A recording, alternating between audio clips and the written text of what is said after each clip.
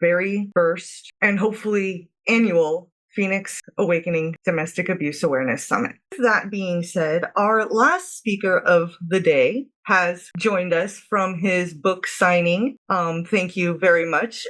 Now, you have 3 already published or 2 besides anthologies? I have 3 already published. And now we're working on the 4th? Correct. Okay. I just had to get that straight, because part of Sheldon's amazing gifts is that he's giving our VIPs digital copies of the first 3, or I don't remember exactly because, like I said before, I have CRS, can't remember.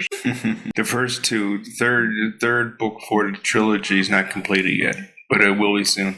Awesome. But without further ado, I am going to introduce my very, very special friend, Sheldon, who we met through the Expose documentary that we both took part in. And he is a motivational speaker and also a survivor. He's also written a chapter for both book 1 and 2 of the Rise of Crystal anthology series.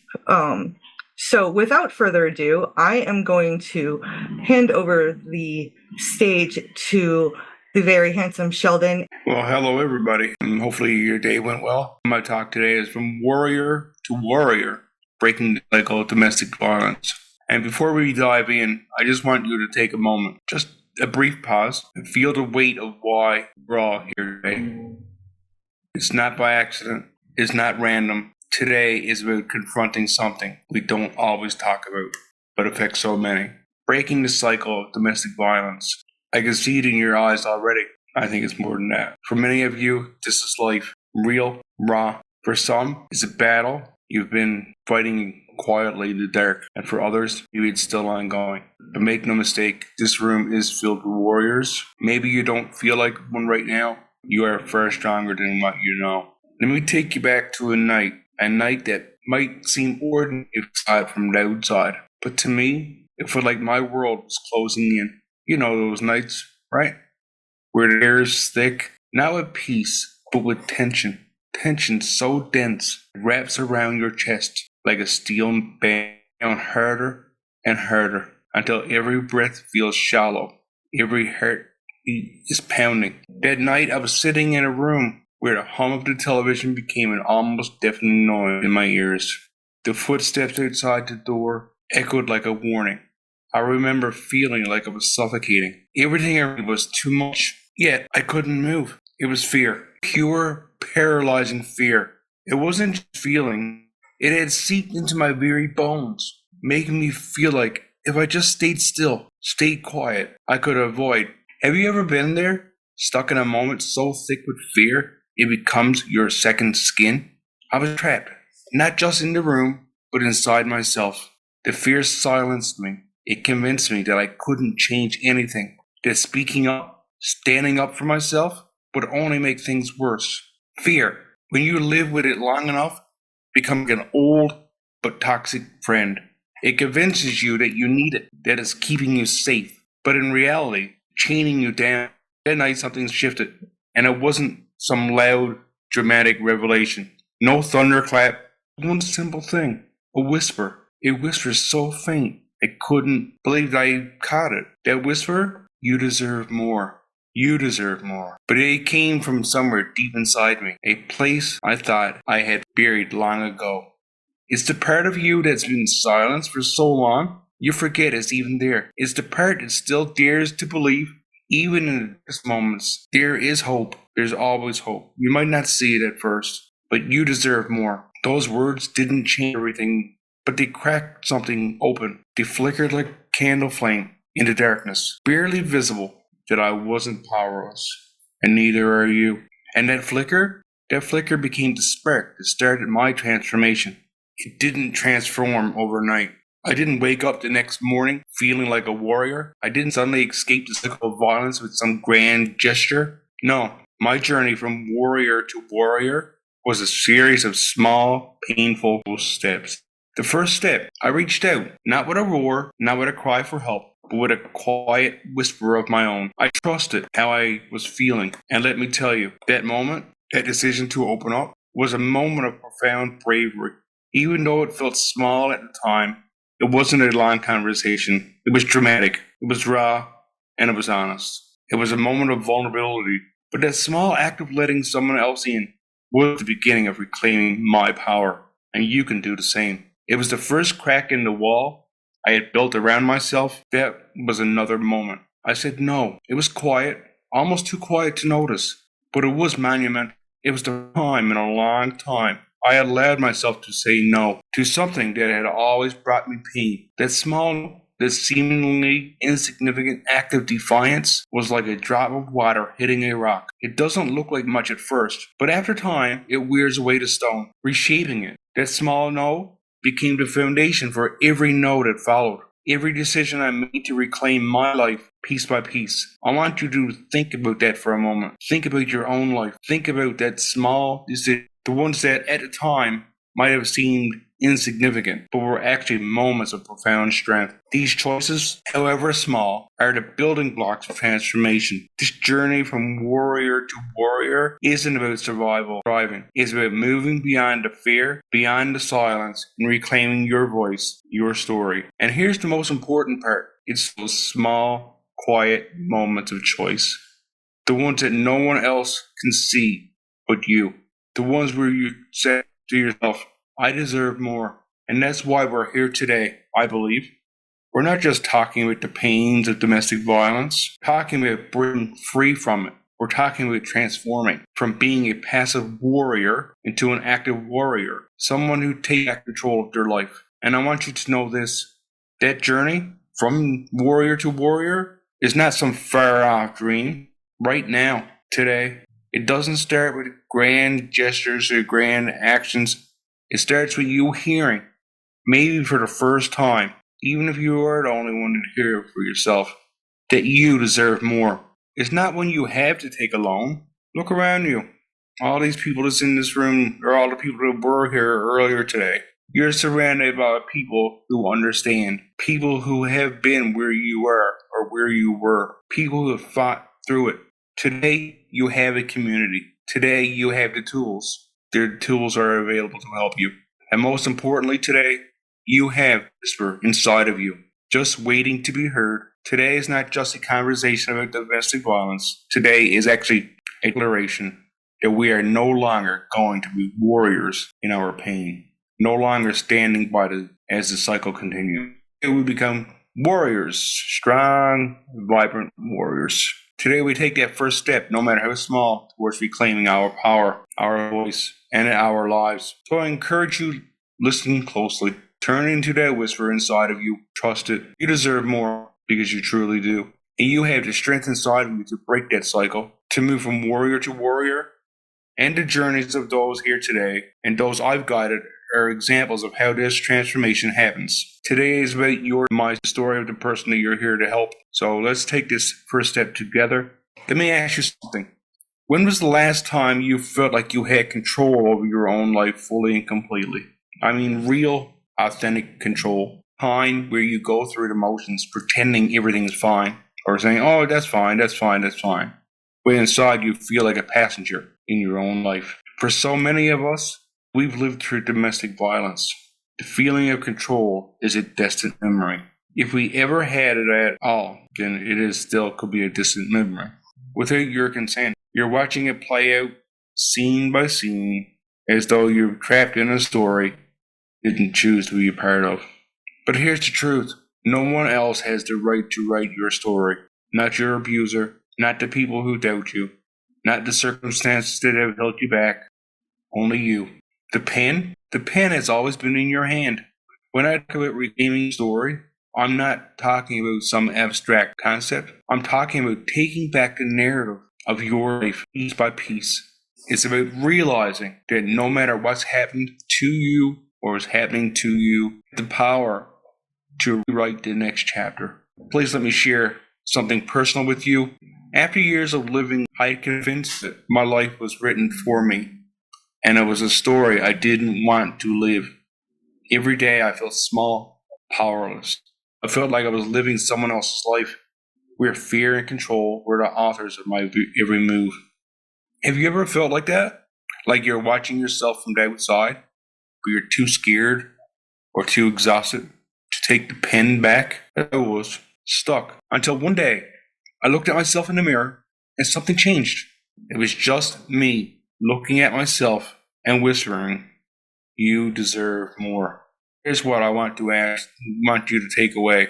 Those simple words, repeated day after day, slowly chipped away at the wall, fear and self-doubt I had built around myself. Repeated over and over, day after day, and after a while it will. The walls around myself, and didn't happen all at once, and it didn't happen in some big life-changing moment. It was gradual, every day. I whispered those words to myself, even on the days when I didn't believe them. And slowly I started to take back the pen. I started to rewrite my story, not all at once, but with every small decision, I began to reclaim my life. The first decision, like I mentioned, reaching out to someone I trusted. It wasn't a dramatic conversation, it was just a connection. A small step towards rebuilding a support system that had convinced me I didn't deserve small things. Those small, quiet decisions became the foundation for reclaiming my story.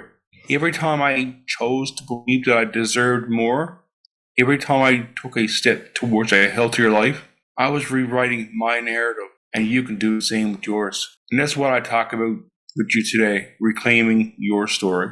It is not about waiting for some big life-altering moment. The small, everyday decisions we all make. It's about the whispers you tell yourself when no one else is listening.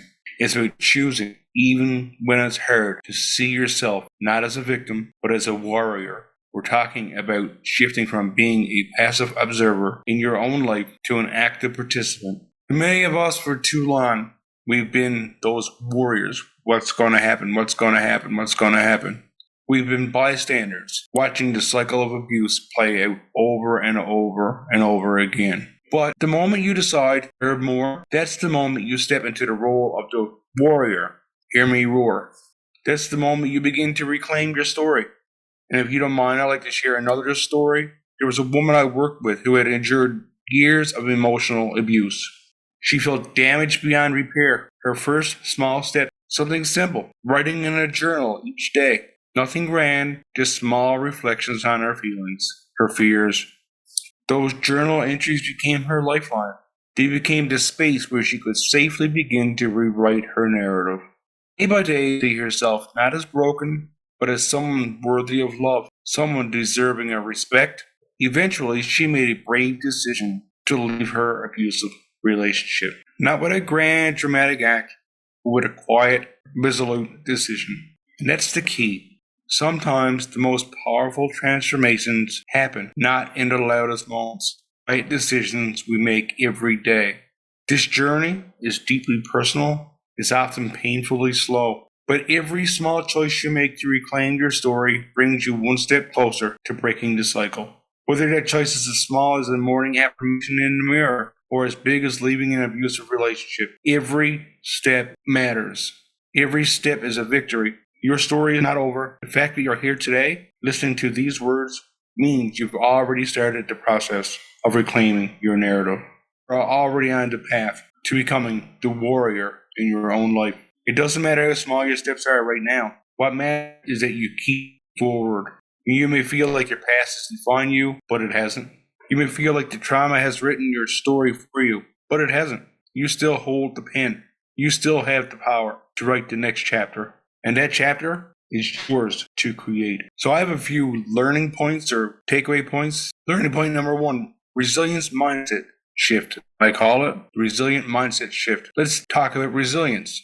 It's a word that gets thrown around a lot. What does it really mean? When we think of resilience, we often picture someone who never breaks, who never falters, who seems unshakable, right?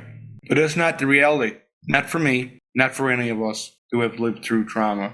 Real resilience isn't about never falling down. It's about finding a way to rise again, just like the phoenix. No matter how many times you've been knocked down, and believe me, I've been there. I've had days, long days, where it felt like everything was too heavy to carry, where the weight of my circumstances seemed impossible to bear. The moments when you feel like you're drowning and you don't even know where to begin, to pull yourself up. But here's the thing I learned. Resilience isn't about taking on everything at once. It's about finding those small, manageable actions that you can take, even when the bigger picture feels impossibly out of reach. As I call this the resilience mindset shift. Instead of seeing resilience as a massive daunting task, what if we started to see this something slow gradually? Those micro steps, these small, seemingly insignificant actions that over time add up to something much more bigger. I know it's easy to feel overwhelmed when you're stuck in a cycle of fear, pain, and uncertainty. Resilience doesn't come from a sudden burst of strength. It's built day by day, moment by moment. It's in the little choices you make every day. Let me give you an example. For example, there was a time when everything felt out of control. I was overwhelmed, not sure where to start. Instead of trying to fix everything, I focused on getting through just this one day. I'll get through today. I'll get through today. And that's the one small victory. It was a simple, tangible goal. One day, that's the key to resilience. Don't wait for a huge breakthrough. It's about taking the smallest, most manageable steps towards going forward and letting that be enough for today. One of the most practical strategies for building resilience is what I call the one-day rule. Whenever you're feeling overwhelmed, break things down into smaller possible steps. Don't think about tomorrow or next week or next year. Just focus on today. It can represent progress in the future, even if it's just a small step. Maybe it's writing down one thought that's been weighing you down. Maybe it's reaching out to someone you trust. For me, that day, I chose to journal for 5 minutes. I poured out my thoughts and feelings raw and unfiltered, but it gave me a sense of relief. In that small act of writing, it became a lifeline. Over time, those small steps, whether it's saying no, something harmful, or simply taking 5 minutes for yourself to breathe, start to accumulate. They form the foundation of your resilience, and that momentum becomes the fuel for transforming from worrier to warrior. Learning point number 2, from fear to empowerment. Let's talk about fear. Powerful lives in silence, convincing us we're powerless, that our voice doesn't matter, that nothing we say or do will ever change. In the context of domestic violence, fear becomes a tool of control, keeping us in place, silencing us, and preventing us from reaching out. But here's the thing fear doesn't want you to know. The moment you break the silence, even if it's just a whisper to yourself, you begin to reclaim your power. When I first shifted from fear to empowerment, it wasn't a dramatic moment. There were no grand declarations or public stands, just a quiet conversation with a close friend, speaking my truth even to one person. And you can do the same. Find a person that you know, that you can trust, and even just say, I'm struggling. And that person most likely will be there to help you. And the more often you repeat it, fear becomes smaller. Fear convinces us to stay silent, to stay safe. But once you reclaim your voice, fear starts to lose its grip. I remember standing in front of the mirror repeating those words, you deserve more, you deserve more. Even when I didn't fully believe it, those words had power. It was the first step in breaking fear's hold on me. So one strategy I share with clients is the Fear to Empowerment Journal. Every day, write down one fear and one action you can take to challenge it. The action doesn't have to be big. It's most effective if it's small and achievable. For instance, if you're afraid to speak up at meetings, the action might be sharing one brief thought next time. If you fear setting boundaries, the action could be saying no to one overwhelming request. Even if you're in the mood not to go for a coffee today, say no, not today. Over time, these small, courageous steps add up to real empowerment. So the practice is practical and involves writing down how you can conquer your fear. My final learning point is the power of community. We are all here today. The journey from warrior to warrior is not one you take alone. No one hears in isolation. No one heals in isolation either. Domestic violence tries to convince us that we are alone in our pain, but true healing happens in community. When I first began speaking about my experience, it was terrifying to be vulnerable. But those around me, people who truly saw me, became my safety net. They reflected back the strength I couldn't yet see in myself, reminding me, as hopefully your community reminds you, that you're not alone and that your story is worth telling. Let me tell you about Sarah, someone else I worked with. She had been in an abusive relationship for years, and even after leaving, she felt emotionally stuck. Initially hesitant and unsure, she connected with others who had walked similar paths. Through these stories, she found her voice, and by the end, she had reclaimed her power and became a source of strength for others. So I call it the circle of strength. This involves identifying at least 3 people you trust, people who you believe in,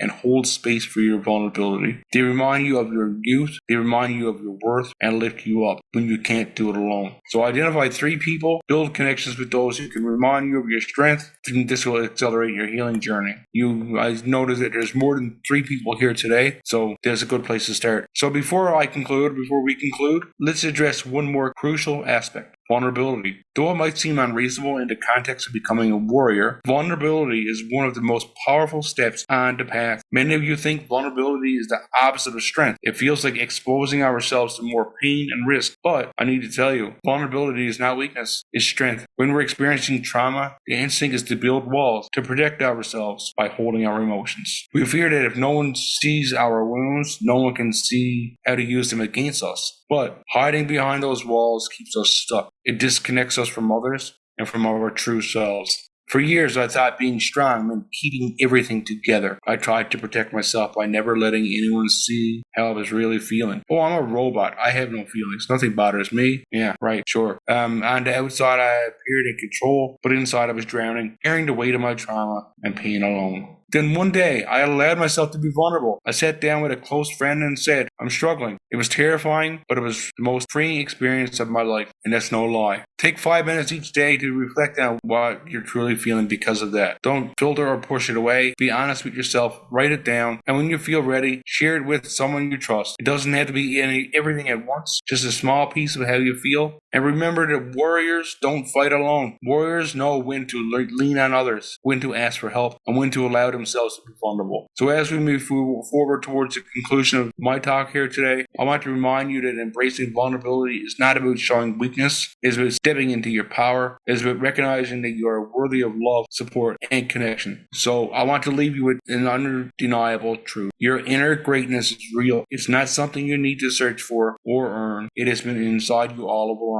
Even when the world is trying to convince you otherwise. When you feel like you've lived through domestic violence, because you have, it's easy to feel like your experiences define you, like the weight of what you've been through is all you are. But remember this, you are not defined by the abuse you endured. You are defined by the strength you've shown in surviving it. Every day you've endured, every moment you share, every day you choose to keep going is a testament to your resilience. These strategies may seem simple, but when applied consistently, they form the foundation for a profound transformation. So I want to thank you all. Now it's time for you to take the next step.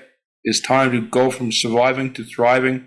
It's time to reclaim your story. Your own narrative. You are not just a passenger in your own life. You are the author, and you still hold the pen. So let's take a moment to reflect on the 3 strategies. First was the one-day rule. The second was the fear to empowerment journey, and final, the circle of strength. So because you are not just a warrior, you are a warrior. So keep moving forward, and thank you for allowing me to be here. Thank you for being here. So, does anybody have any questions or comments that they would like to share with Sheldon before we open the floor for Q&A in general? Or It was really great, Sheldon, and thank you so much for being here today. You're so well articulated, and I love verbiage, and I love words, that are so beautifully spoken and written, and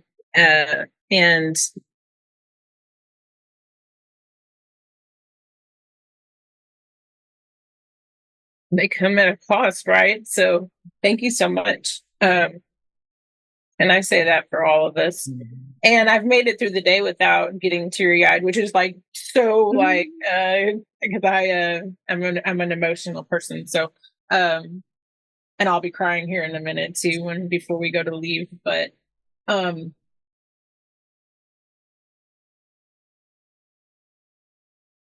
it's incredibly beautiful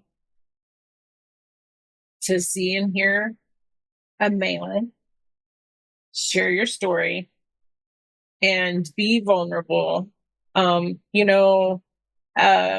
It's difficult for all of us, but I really do think that there's an extra little layer of stigma against men and being able to be vulnerable. And so I just applaud you. Thank you so much. Sheldon, I just want to say You and I have spoken maybe once or twice before, briefly, but I just want to say here publicly that I'm echoing some of what Jen Lynn said, not to be, you know, a copycat, so to speak, but to say I really do appreciate your vulnerability. I appreciate the beautiful. I love to write. I love words. I have always loved vocabulary and words, and so just to hear you so beautifully articulate and write about your experiences as though it was a painting on a canvas. It just moved me in ways that I haven't been moved in a long time, and I want to commend you and applaud you and for being so vulnerable and for being willing to to find your voice and speak your voice um, for victims of domestic abuse who are men and everybody, but also want to acknowledge that men don't really come forward with it because of all the reasons that we all know. So I commend you for leading that train. And just everything you said moved me and resonated with me. And I just have the utmost respect for you and appreciate you and just wanted to be able to say that. Thank you. I know I've told you 1,000 times already how much I love your share, your chapters for the anthology. When I tell you guys, Jen Lynn is another very gifted writer where I have to do very little editing to. But when Sheldon already sent me his chapters, and when I tell you I did not have to do any editing at all, that is how well written they were and how thought provoking and just perfect for the anthology series that I am doing. Pretty sure everybody in here knows what it is, but it's a 3-book domestic abuse anthology. The first book is written for people that grew up in an abusive environment, whether they were abused or not, and as adults made the choice to break the cycle. The second book is traditional survivor stories, and the third book is angel stories. And Sheldon wrote a chapter for both book 1 and 2, and I won't lie, my heart broke halfway through chapter 1. The first chapter for book 1, I had to stop for a moment because it was just so heartbreaking what he went through. But then you read on and just the empowerment and, standing up and everything, the transformation that he takes you through is just amazing. And that's, and then your story for book 2, again, you speak the way you write. I will say that, you say your main passion is being a motivational speaker, and it is. And your chapters for the books are just as motivational. That's why I wanted you to join me in this summit. I've only known you for a few months, and in those few months, I do value as a friend, and I value your work and your speaking and everything that you're doing. And for the domestic abuse, awareness movement, but also for men's mental health. Most men look at mental health like, bah, I don't need that. I'm man, and more and more, I'm so grateful that they're beginning to realize, because of people like you, our Jen Lynn, Sharon, and I both know a good friend of ours, Erin Gibson. I really would like to introduce you, Sheldon, to Erin, because I think you guys would do great, and I know he would love to probably have you on his show that he does on LinkedIn. But Soul Man Live, I can send you a link for one of my interviews with him so you can understand. But just the fact that you are doing it, whether people, naysay or not, like you said, when you were a kid, you know, you were looked down on by your dad. You valued your time. I believe you said in the story, it was in the garage, away from the fighting that they did and everything. And your mom supported you at first, but then she just couldn't take it anymore either. And you built yourself back up into this amazing person. And I commend you for it. I truly do. The fact that you as a man owned, yes, I was abused both as a child and in my previous marriage. But instead of being ashamed of it, you're moving past it and helping other men to understand they don't need to be ashamed, that they should speak up and move forward and break the cycle. So those were the real reasons why I wanted you to join us, because your message is important. Domestic abuse isn't just women being harmed. It affects everyone, the LGBT community, whether you're gay, straight, transitioning, man, woman, it affects everyone. And that's why it was so important to me. And I'm so glad. I know you had even accidentally double booked, and I'm so glad that you still took the time to be here with us. So again, I truly do appreciate you so much. Thank you. I'm glad I was able to be here today to at least share some of my side of this journey. Thank you. And congratulations on your book signing today. That's so exciting. We had a lot of exciting things happening in the room today, which is just a beautiful testament and testimony to what we're here today for. And that's, surviving and thriving